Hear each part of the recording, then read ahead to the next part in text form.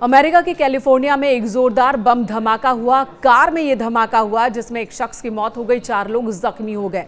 इसे अमेरिकी प्रशासन की ओर से आतंकी हमला बताया गया है। कैलिफोर्निया में ही एक आईवीएफ क्लिनिक के बाहर ये जोरदार धमाका हुआ, जिसके बाद पूरे इलाके में दहशत फैल गई।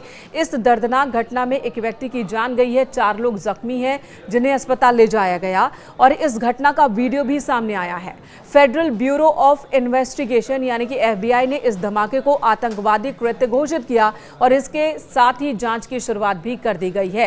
कार में धमाका इतना जोरदार हुआ, इन तस्वीरों को देखकर भी आप अंदाजा लगा सकते हैं कि आसपास की कई और इमारतों को भी नुकसान पहुंचा है। कई इमारतों के खिड़की के शीशे टूट गए। जोरदार धमाके के बाद यहां कंपन महसूस किया गया, लोग घरों से बाहर निकल आए।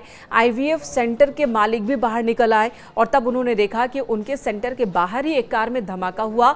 कुछ लोग वहां जख्मी पड़े थे, उन्हें अस्पताल ले जाया गया। जो जानकारी है उसके मुताबिक शनिवार सुबह 11 बजे यानी कि भारत के हिसाब से बात की जाए तो रात में लगभग आधी रात में अमेरिकी रिप्रोडक्टिव सेंटर यानी कि IVF के बाहर एक कार खड़ी थी जिसमें धमाका हुआ।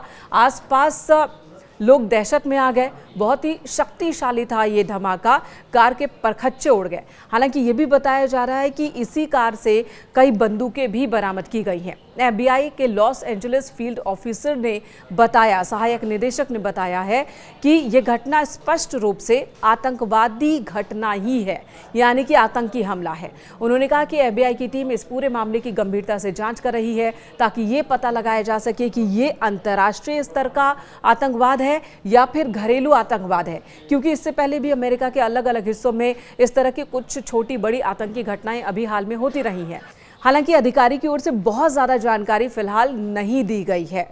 आसपास की इमारतों को नुकसान पहुंचा। स्थानीय पुलिस की ओर से जानकारी दी गई कि धमाका बहुत तेज था। गनीमत रही कि उस वक्त IVF सेंटर पर बहुत ज्यादा लोग मौजूद नहीं थे, नहीं तो नुकसान कहीं ज्यादा हो जाता अगर वहां मरीजों की संख्या ज्यादा होती।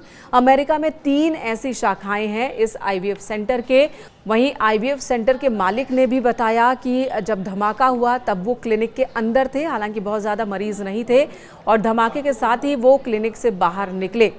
साथ ही वो ये भी कह रहे हैं कि अगर ये धमाका उन्हें धमकाने के लिए है या परेशान करने के लिए है तो वो डरने वाले नहीं है, मरीजों की सेवा वो जारी रखेंगे।